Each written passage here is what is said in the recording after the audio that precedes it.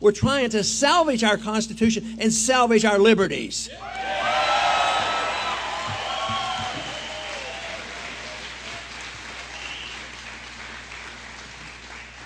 Obviously, too often our foreign policy of the last 30 or 40 years has backfired on us. We get involved, we spend a lot of money, lose a lot of lives, and there are no victories. And then the financial consequences are severe.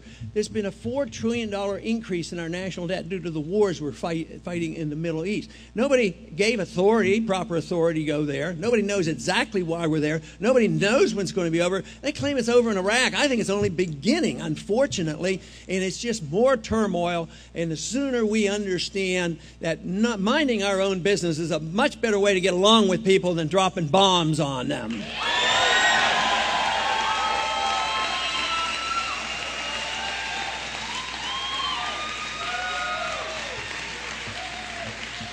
But, you know, another important point in our platform is that of personal liberties. And I am convinced that if you understand personal liberty, if you understand individual liberty, if you understand where liberty comes from, it comes to us in a natural way. It comes to us in a God-given way. If you understand that, you know that you should also have the right to keep the fruits of all your labors.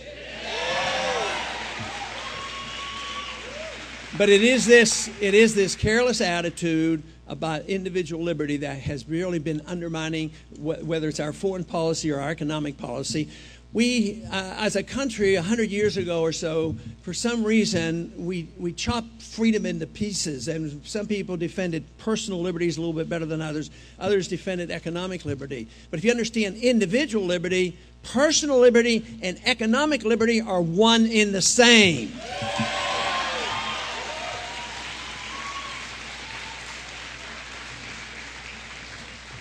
When people are frightened, sometimes they overdo things. And I think a lot of that happened after 9/11. By not understanding the full impact and what was going on after 9/11, tragically it was used as an opportunity for those who had a bill floating around for a decade, and they saw this as an opportunity.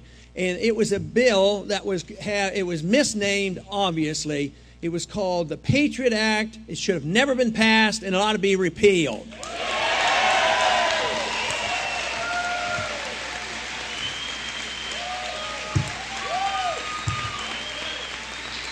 It was obviously well-intended, but taking away our freedoms is not a good result of what they were trying to do. Franklin warned us about giving up liberty for security.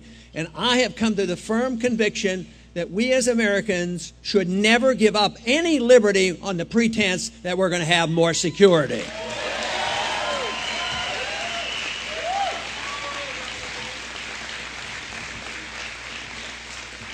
I'm convinced if the Patriot Act had been named something like repeal the Fourth Amendment, it might have had more trouble getting passed. But I was sitting beside another congressman when we were passing that bill, and we only had an hour or two to look at that final version, and he was voting for it, and guess what? I was voting against it. And I said to him, why are you voting for this? I said, have you read it? No. I said, there's a lot of bad stuff in here. He says, I know. I said, well, why are you voting for it? He says, well, how can I go back to my district? After 9/11, the people want us to do something. I can't go back and explain it to them. I said, but that is your job, to go back home and explain it to them.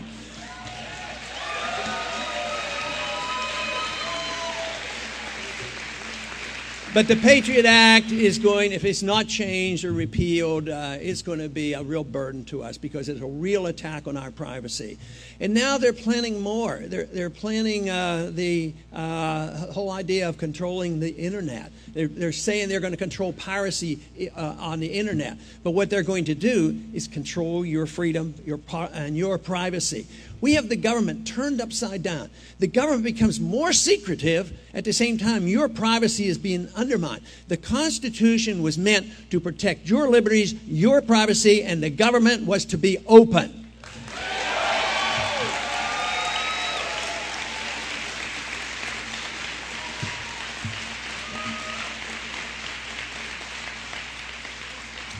Approximately a year ago, a member of the Obama administration came to a Senate committee and announced that policies had been changed.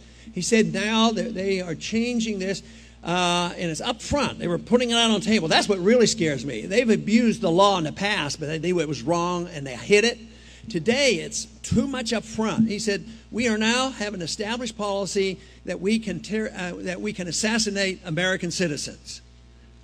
That is bad news. So they practiced it. They did it on 3 times, and they've established this as a precedent. So that is a dictatorship when 1 or 2 people in the whole United States can dictate and decide he's a bad guy, he needs assassinated because we can't try him. No charges, nothing official. So it is especially important that you try the bad guys, because if you don't try the bad guys, it really undermines our liberties. We have done this. Just think after World War II, the Nazi criminals were tried at Nuremberg. Even Adolf Eichmann, when he was captured, he was tried, given a trial, and then properly executed by the Israelis. So why are we getting so afraid of capturing people and arresting them and giving them a proper rights?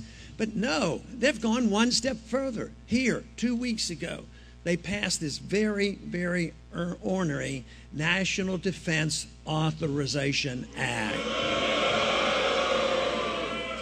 And I'm always very pleased, and I comment on it, because the people who come to our rallies and know about what we stand for knows what's in that bill, and unfortunately the rest of the country better find out what is in that bill.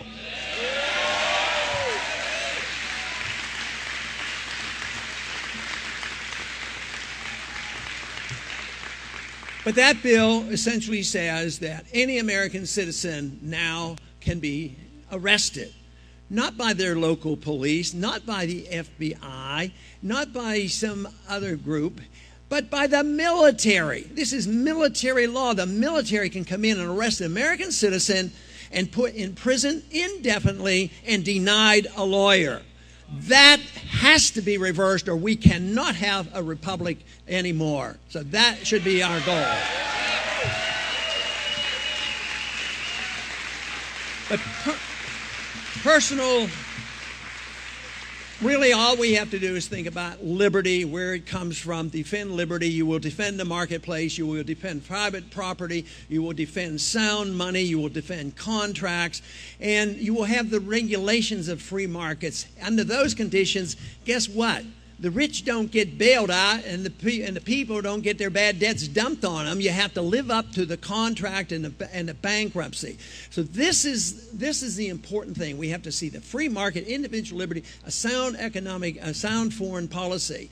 And we have a tremendous opportunity. We are having a tremendous impact. Iowa was a great victory as far as I'm concerned, and I believe that the momentum will continue. I believe this country is ripe. They're frustrated with the leadership of both parties. They never see anything change, but they know darn well that I will stick to my guns if put in that office and protect the Constitution and liberty. Thank you. Thank you.